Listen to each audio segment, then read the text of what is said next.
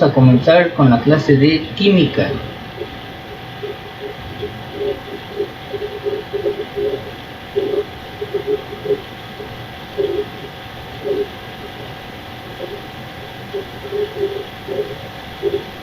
Y pues esta parte de la química pues ya tienen el concepto desde la secundaria. ¿Qué es química? Y es lo que normalmente preguntan en los exámenes. ¿Qué es química?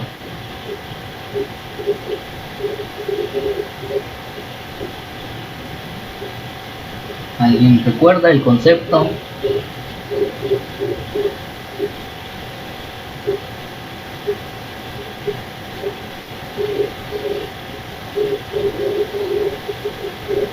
¿Es el estudio de la materia?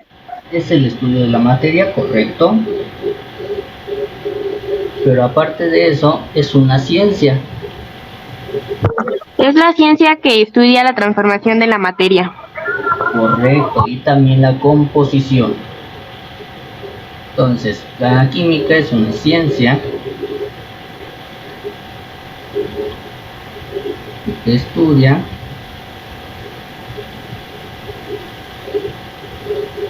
pues, la composición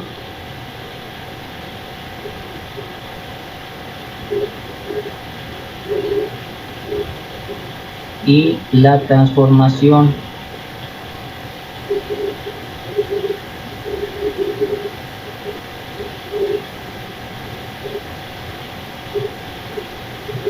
¿Y de quién? Pues de la materia.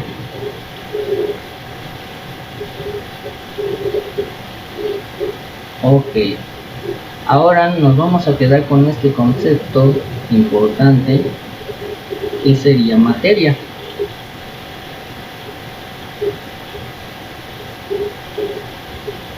Y ese igual es un concepto que viene desde la secundaria y es todo lo que ocupa un lugar en el espacio. Correcto, todo lo que ocupa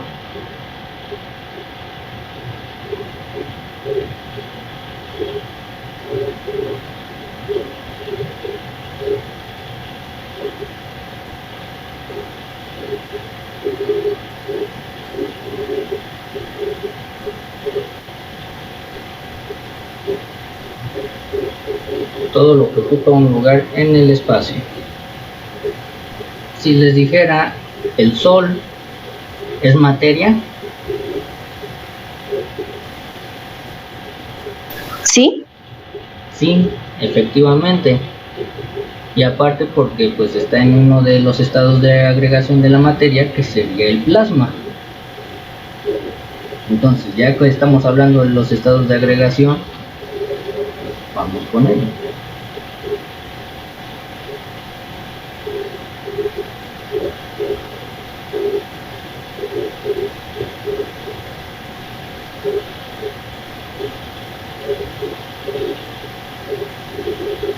Normalmente existen 4, actualmente ya dicen que existe 5, pero solamente vamos a hablar de 3 en general y el otro pues nada más para que lo sepan. Y el principal sería el sólido. Pues un sólido lo vamos a representar como si fuera un cubo.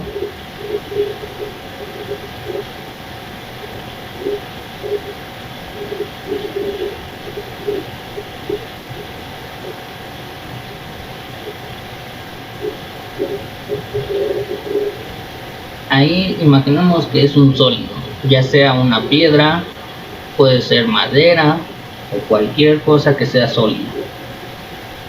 ¿Cuáles serían sus características de ese sólido?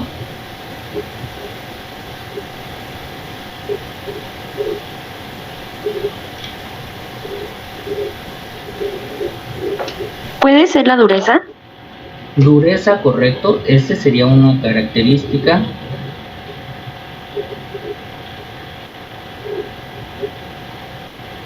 Poco maleable. Ajá, poco maleable, pero no siempre. Por ejemplo, tenemos la plastilina y la plastilina también es un sólido. Ahí en esa parte mejor lo vamos a tomar como característica de otra manera, que lo vamos a ver más adelante. Que se adaptan a cualquier tipo de cosa. Se adapta, más bien tiene forma, porque no se adapta. El que se adapta sería el líquido. En este caso sería que tiene forma. Y al tener forma, pues también tiene volumen.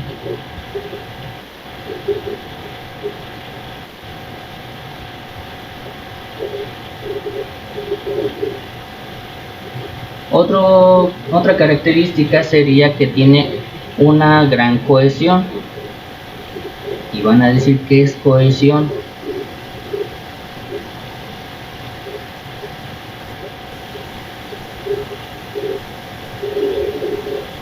Pues es simplemente que tiene pequeños espacios entre sus moléculas. Al tener pocos espacios, eso genera una gran cohesión, o sea, es una gran energía lo que genera por estar tan unidas esas moléculas. Otra característica importante es de que tiene poca energía cinética, ya que no están en movimiento sus moléculas, pues tiene poca energía.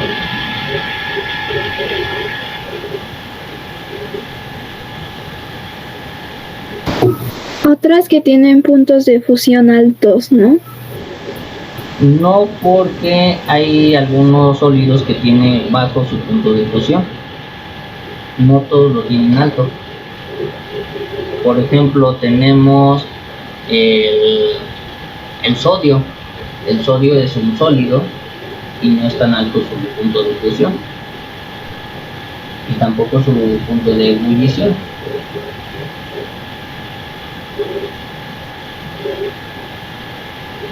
Otra característica pues es de que sus moléculas están ordenadas.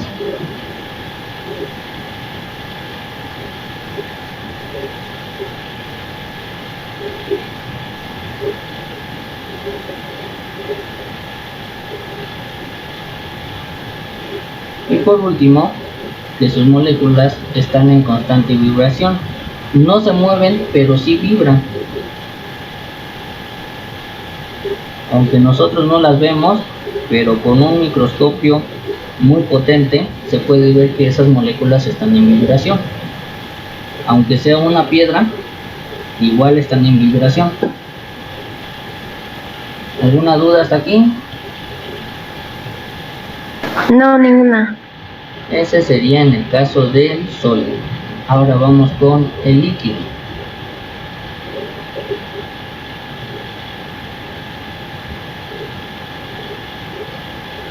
Aquí voy a poner un vaso de agua.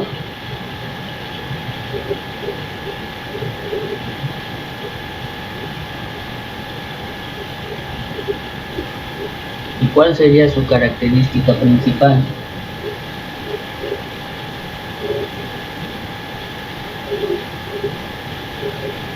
¿Que no tienen forma predefinida? Correcto. Forma indefinida. Menor cohesión. Correcto, tendría menor cohesión, ya que hay más espacios entre sus moléculas.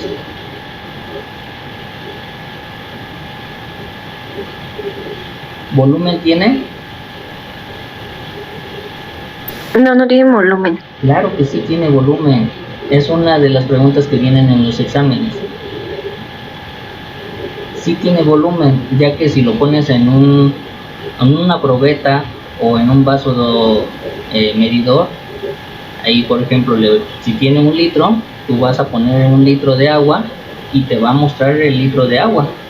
Entonces sí tiene volumen. Lo que no tiene es forma, pero volumen sí. ¿De acuerdo? ¿Alguna otra? Su volumen es poco, su volumen es poco constante. No, ahí sí es constante el volumen. Lo que pasa que si se acuerdan la densidad, ahí es lo que no es constante, porque la densidad es igual a volumen entre masa. Más bien al revés, ¿verdad?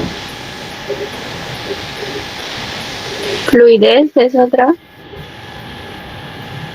¿Cuál? ¿Cuál sería la otra? ¿Tiene viscosidad?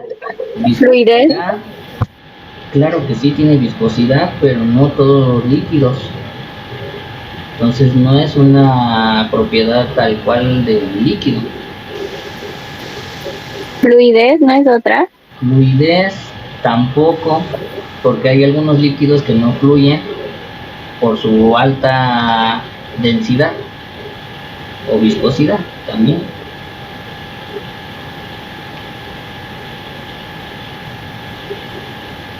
Las moléculas, ¿cómo están? Adherencia. ¿Están separadas? Están separadas, por lo tanto, están en desorden, ¿no?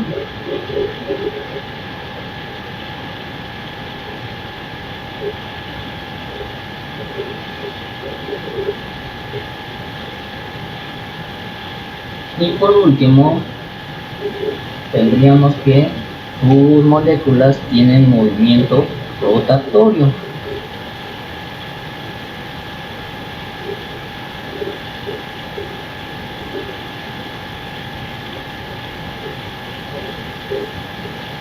Hagan de cuenta que aquí tengo una molécula, está unida a otra molécula,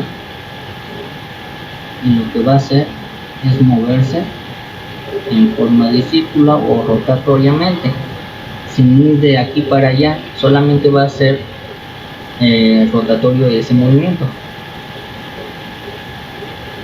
Vamos con el siguiente, que sería el gaseoso.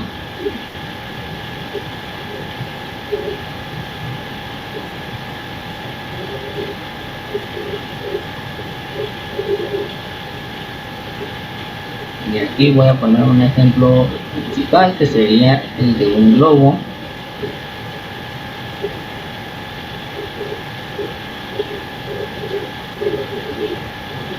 Y estos puntitos, hagan de cuenta que son las moléculas que están separadas entre sí. Por lo tanto, sería la primera característica: moléculas separadas, ¿no?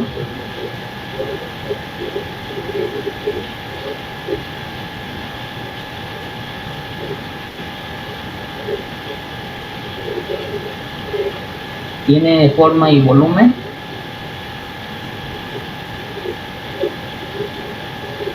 No, no tiene. Ninguna de las dos tiene.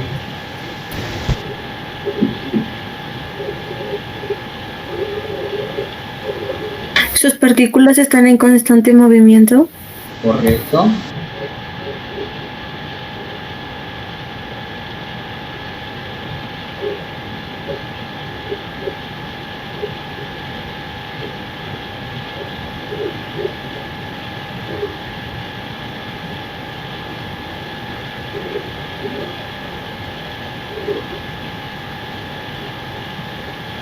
Y otra característica que no lo tiene lo que es el líquido y tampoco el sólido es que se puede comprimir.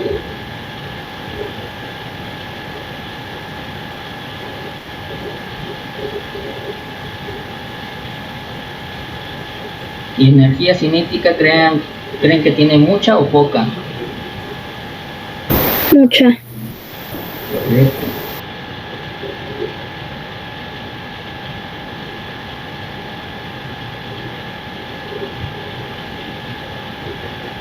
¿Alguna duda hasta ahí?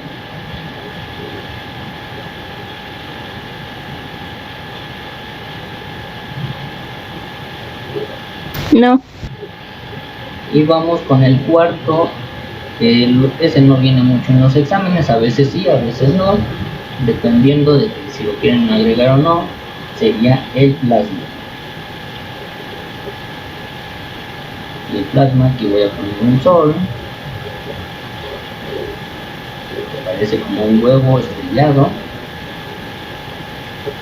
De él no se sabe mucho, ya que no lo han podido investigar más de lo que se pueda. Pero en principal las características que tiene es que no tiene forma. ¿Es poco denso? poco denso, correcto.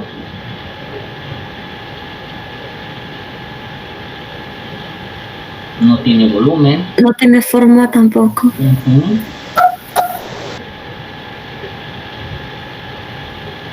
Se parece al gas.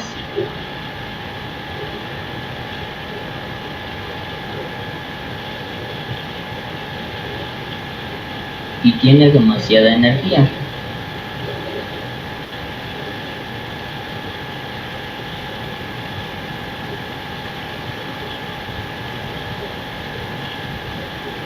Y es lo único que se sabe sobre el plasma. Y esos serían los 4 estados de agrupación de la materia. Y volviendo con el tema de lo que es química, vamos a ver las ramas que ayudan a la química. Porque así por sí sola, pues no puede. Entonces necesita de ramas para que pueda funcionar bien. Una de ellas es la química inorgánica.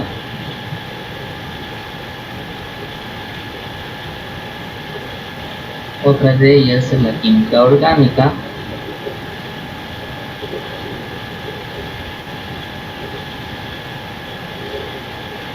La otra que tenemos sería la analítica.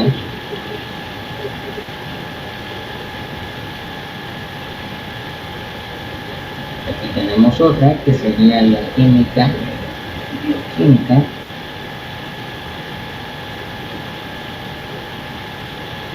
Y por último tendríamos la fisicoquímica.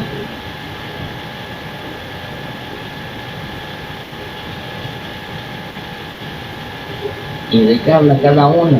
Pues fácilmente, la inorgánica trata de minerales. Todos los minerales que encuentren en la tabla periódica trata de la química inorgánica. Por ejemplo, tenemos la plata, tenemos el cobre, aluminio, oro y demás minerales. ¿Y para qué lo estudian? Normalmente lo utilizan para las baterías. Lo que busca el ser humano es tener baterías de gran calidad y de gran duración. Aparte de eso, que no sean contaminables para el medio ambiente. Tenemos también lo que es la química orgánica. Esta se refiere a todo lo que contiene carbón.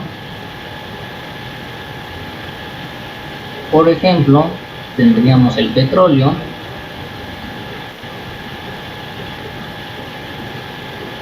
también tendríamos lo que sería el plástico,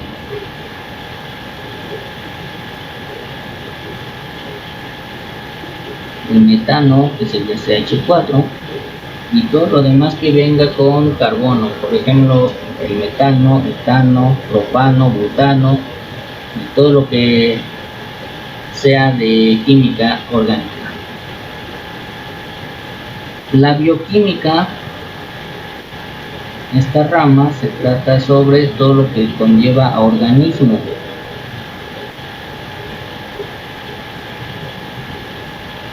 Por ejemplo, de los organismos, ahí tendríamos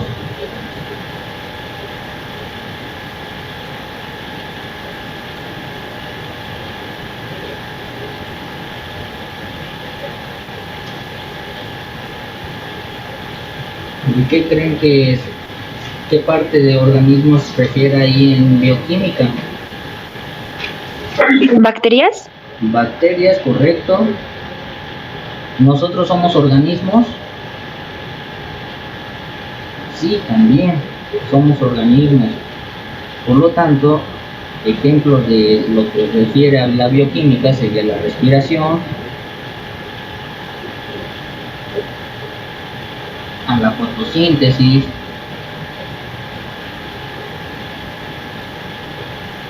refiere también al metabolismo, a la reproducción.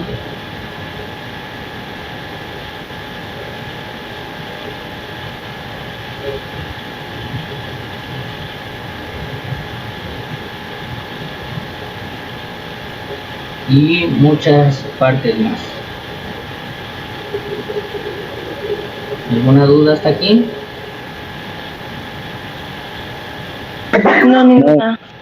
Ok, borro esta parte.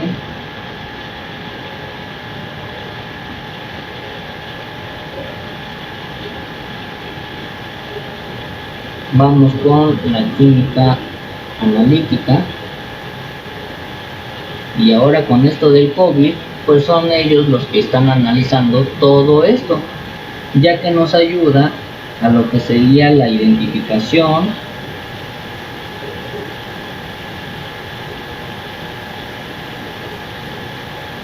también nos ayuda a la separación de mezclas o de alguna sustancia, nos ayuda también a determinar las cosas cuantitativa y cualitativamente.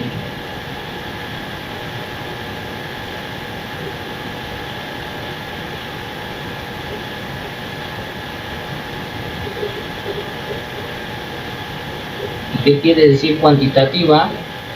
Pues en forma de números, y cualitativa en forma de cuánto hay. También nos ayuda a ver cuáles son las sustancias, cuáles son las mezclas, y un ejemplo de ellos pues sería en el análisis de aguas residuales.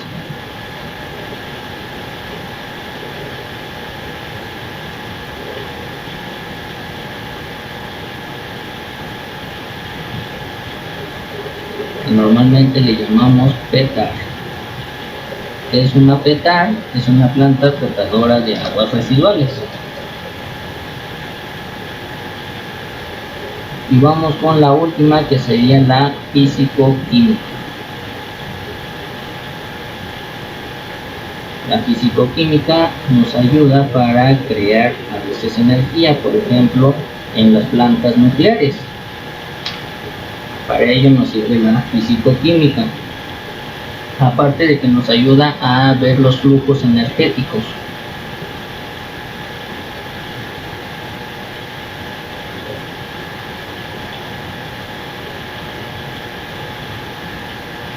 Aparte de los flujos energéticos que conlleva la energía atómica, también nos ayuda para ver las teorías,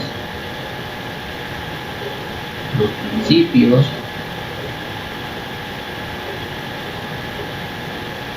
o también nos ayuda a lo que serían las leyes. Y claro, está que estas las va a explicar por medio de la física. Si no explica algo con la física, por ejemplo, lo de Isaac Newton, el peso es igual a la masa por la gravedad, entonces no se podría explicar algún flujo energético en base a eso, ya que estamos en la Tierra y pues necesitamos a fuerzas de la física. Si estuviéramos en el espacio, ¿qué no necesitaríamos de la física normal, la física mecánica, nada de eso? Necesitaríamos de la otra física. Por ejemplo, ahí ya hablaríamos de los agujeros negros, hablaríamos de la teoría de cuerdas, y sucesivamente. ¿Alguna duda hasta aquí? No, profe. Ahora vamos con algo de historia en base a la química. Y pues vamos a hablar del átomo.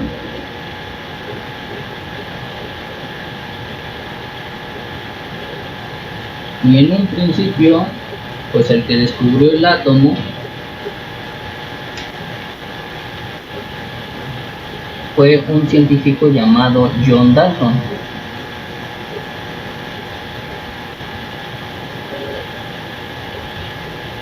Él fue del siglo XIX. ¿Y qué nos hablaba? Pues que toda la materia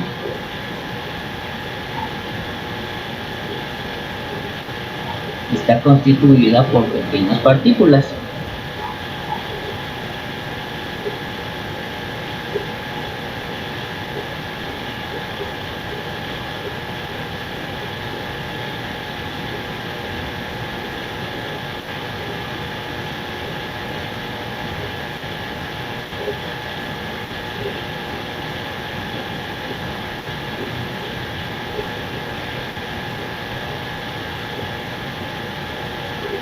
Y estas pequeñas partículas les llamó átomos.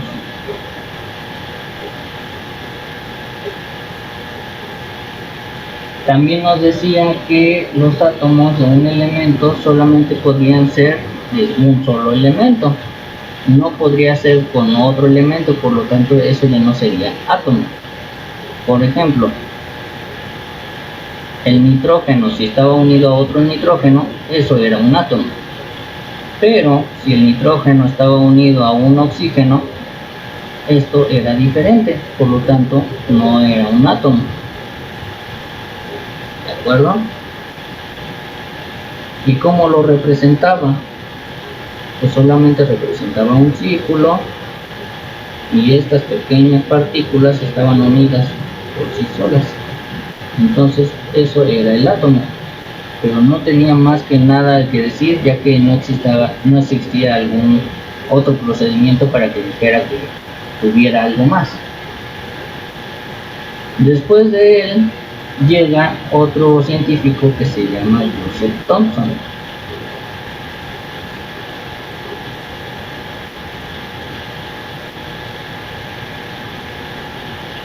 Él fue de 1856 a 1940. Y él nos decía lo siguiente, que los átomos no eran solamente esferas.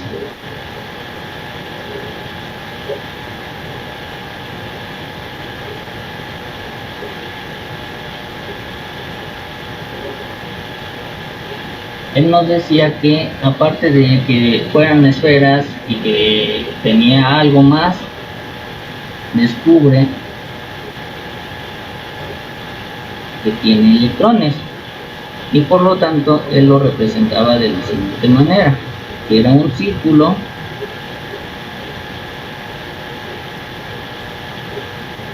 y que tenía una cruz en medio. Aparte, recuerden que en esos tiempos pues existía mucho lo que es el catolicismo y creían mucho en Dios. Entonces decían que esta cruz pues era lo positivo y aquí estaba lo negativo, o sea que eran los electrones.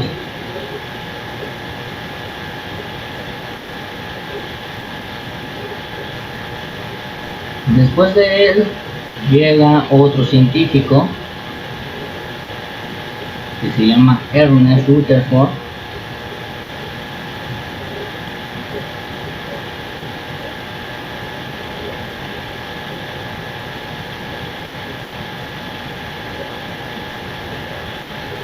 y él fue de 1871 a 1931.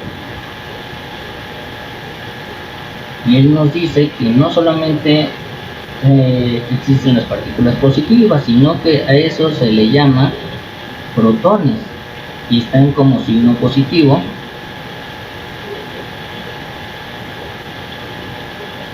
que lo denomina como P y un más arriba,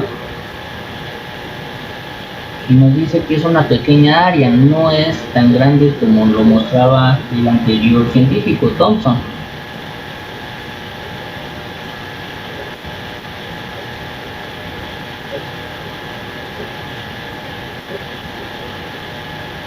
Y aparte nos dice que hay un espacio vacío.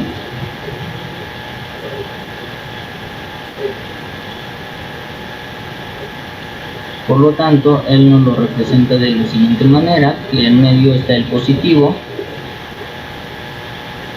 y afuera estarían los electrones. Aquí está lo positivo, que se llama protón, y aquí estaría lo que sería el vacío.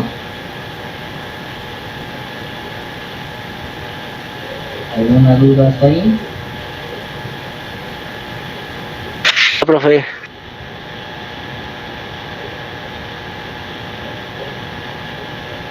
¿Cómo ven sus ideas locas de estos científicos?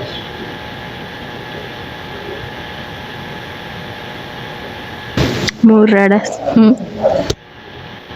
Pero vean, ya después llega otro científico más loco que ellos, llamado Niels Bohr. Él fue de 1885 a 1962. Y él nos representa fácilmente que está retomando las ideas de Ernest Rutherford, pero nos dice que aparte de eso existen órbitas. Entonces él descubre eso, las órbitas. Y en las órbitas pues están los electrones. Por lo tanto ya no existen los espacios vacíos.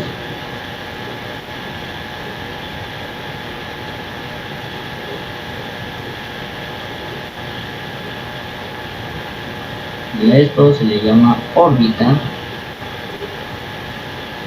pero no solamente órbita, sino también le puso nivel, le puso periodo, y también le llegó a llamar capa. Entonces varios nombres tiene para uno solo.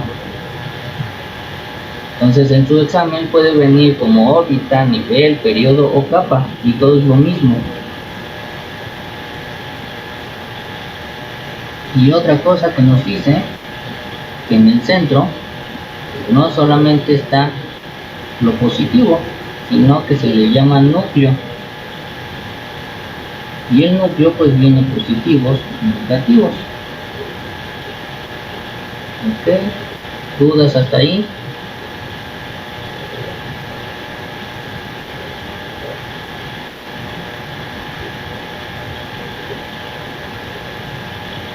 Retomando todo eso, vamos a hacer una tabla.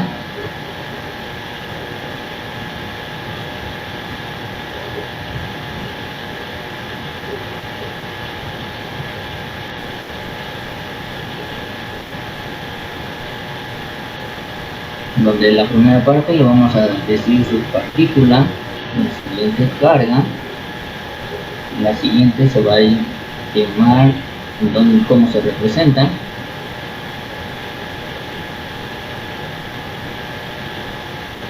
y por último dónde se localiza.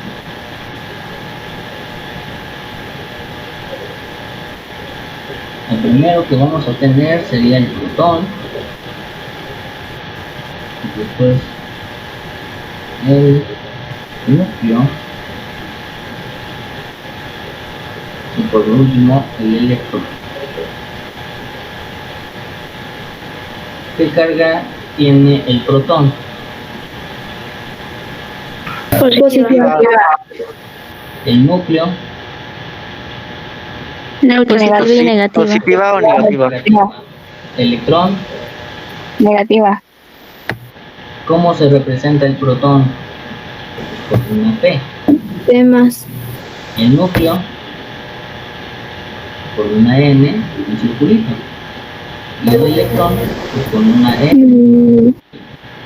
¿Dónde se localizan? Pues estos dos se localizan en el núcleo y este en la órbita.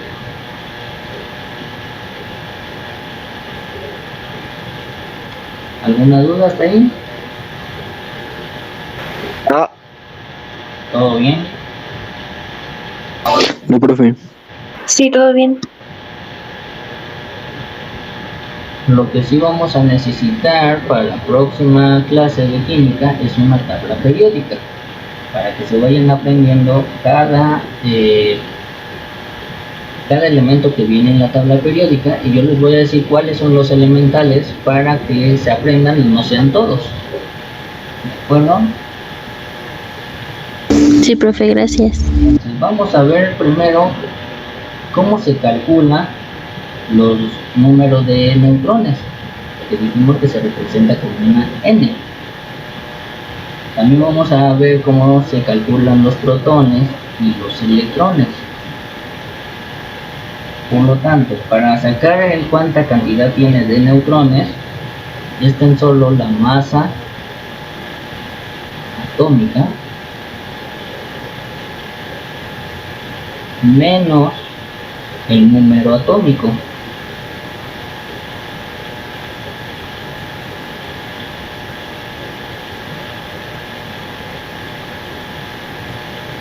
Entonces, si ven en su tabla periódica, hagan de cuenta que aquí está un cuadrito. Vamos a poner el del oxígeno. Aquí arribita debe de venir un número, y ese número es el 8. Aquí abajo va a llevar 15.999, que ese lo van a redondear a 16, y eso se le llamaría masa atómica.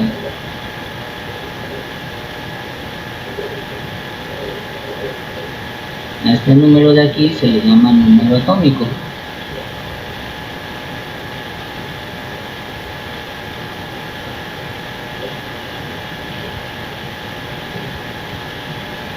Ok, ¿alguna duda con ello? ¿Dónde identificar cada uno? No, ninguna duda. Ok, perfecto. Entonces, los números de protones es tan solo el número atómico.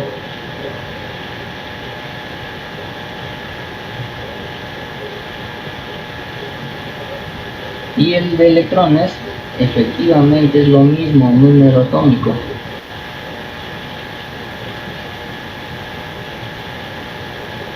El único que cambia es el número de neutrones. Por lo tanto, vamos a hacer el del oxígeno. Ya dijimos que es un 8, 16. Entonces, el número de protones pues sería 8. El número de electrones igual sería 8. Donde puede cambiar o puede ser que no, pues el número de electrones, que sería la masa atómica, que vale 16, menos el número atómico, que vale 8. Por lo tanto, tiene 8 neutrones. ¿Casualidad? Sí. De que sea siempre, no lo va a ser. Ok, ¿alguna duda? No. No. Ok, perfecto. Traten de sacar el número de protones del hierro y del sodio.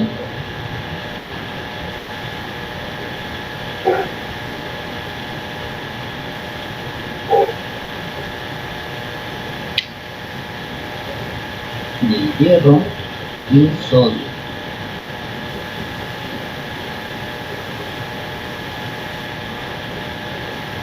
Primero identifiquen cuál es la masa atómica y cuál es su número atómico.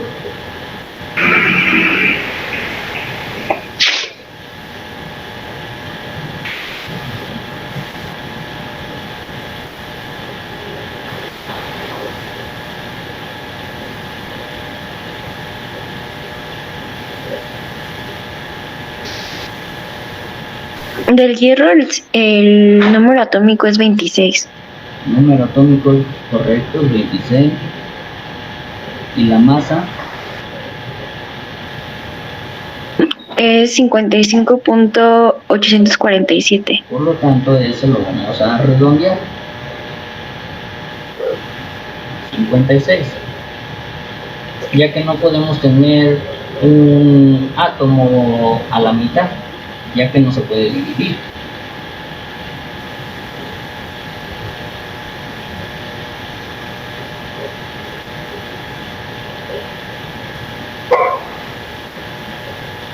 Y del sodio el número atómico es 11. 11, correcto. Y el peso, bueno, la masa,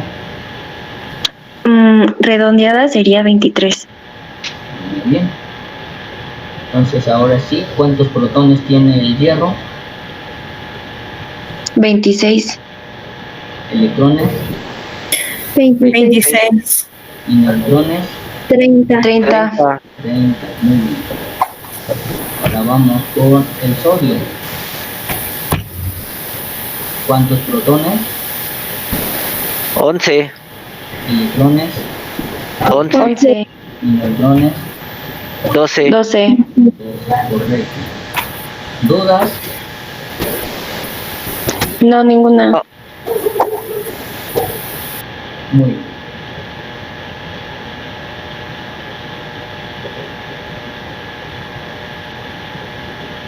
Ahora vamos a ver los cambios de estado de agregación.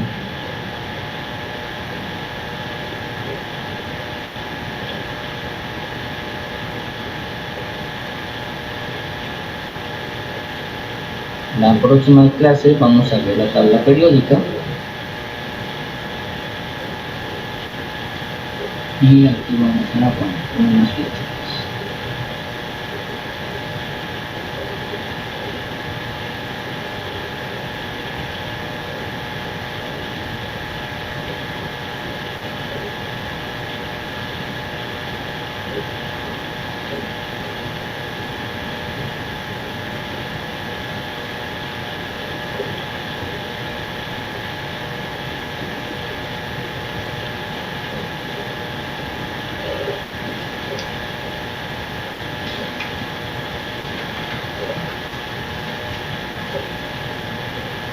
Aquí vamos a colocar lo que sería el líquido.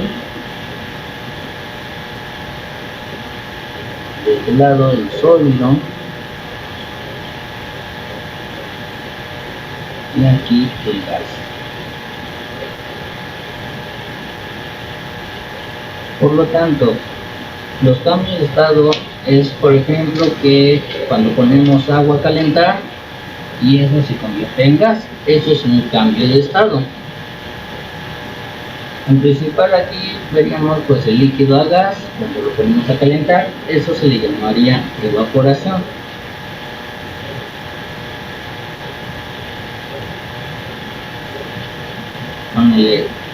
El ejemplo claro pues sería el agua poniéndola a calentar.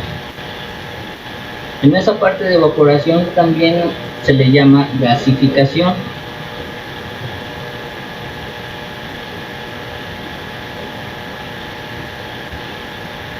Y en esta parte no sería lo mismo que evaporación, ya que uno se calienta, entonces hay que cambiar la temperatura, y en el otro es cambio de presión.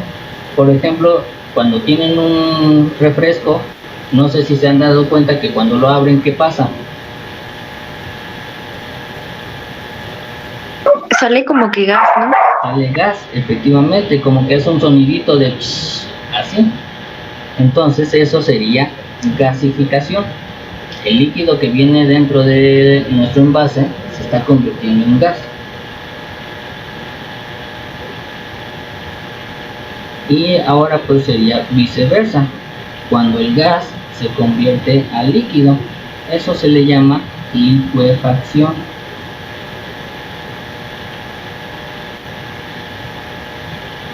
Un ejemplo claro es, por ejemplo, los tanques de gas. Si tienen un tanque de gas estacionario, ahí lo que hacen, el gas que lo tienen en gaseoso, lo están convirtiendo a líquido. ¿Y eso por medio de qué? Pues de lo que sería la presión, el cambio de presión.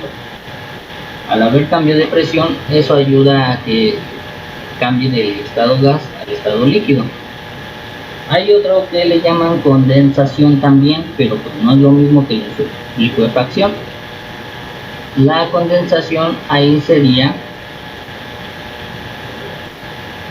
pues en base a la temperatura.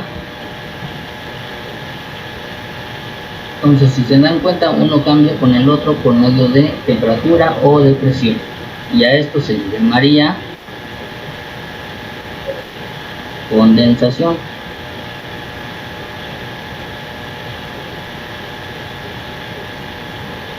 Y la condensación, un ejemplo, cuando van en carretera y ven neblina, Después de repente ven que en el parabrisas hay agua, por lo tanto se está condensando el gas que está en la neblina y se coloca en el parabrisas, y eso es por un cambio de temperatura.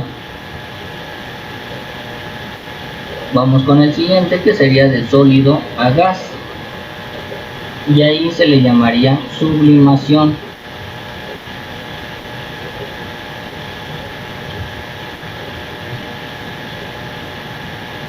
Y los únicos dos que yo conozco que se subliman es el yodo, que pasa de un estado sólido a un estado gas sin pasar por líquido.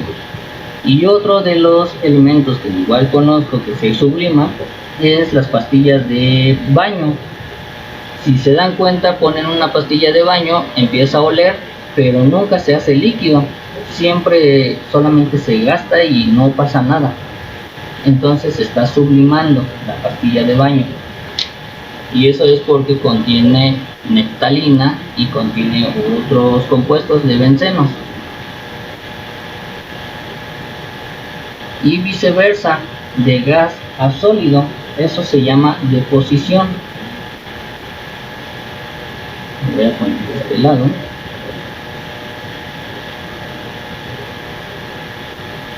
Y la deposición solamente igual no pasa por el estado líquido, y igual de forma solamente los que se depositan o deposición es el yodo y la pastilla de baño. No hay alguno otro que pase lo mismo. Ahora tenemos de líquido a sólido, y ese un ejemplo tal cual así fácil es cuando meten agua al refrigerador y eso se convierte en sólido, y eso se le llama solidificación.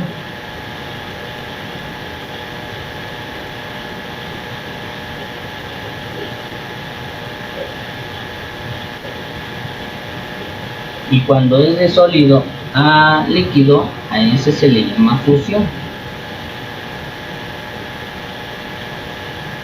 Es cuando tienen un cubo de hielo, lo sacan del refri y se empieza a hacer líquido. Les recuerden, fusión no es lo mismo que fisión.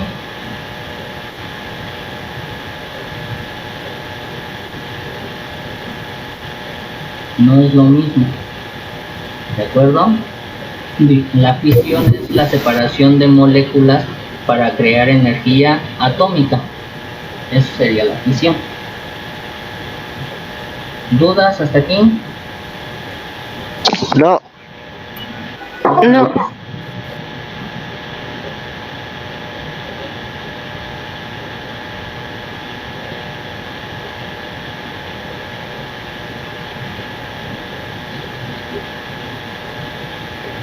Si les preguntaran la solidificación del mercurio a 45 grados bajo cero, ¿se podría o no se podría?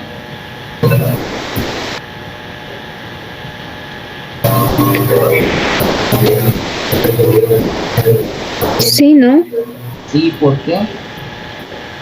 No. Porque está en menos grados, ¿no? Exacto, está abajo cero. Por lo tanto, el punto de fusión del mercurio, claro que se va a hacer sólido. Recuerden que el mercurio es el único líquido que a altas temperaturas no se puede hacer gas, y a muy bajas temperaturas solamente se puede hacer sólido. El oxígeno y el nitrógeno se pueden hacer sólidos.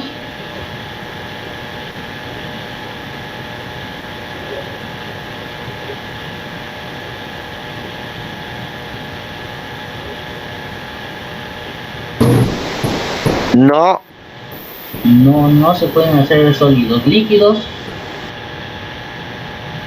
Líquidos, creo que nada más el nitrógeno. También el oxígeno. correcto, los dos se hacen líquidos.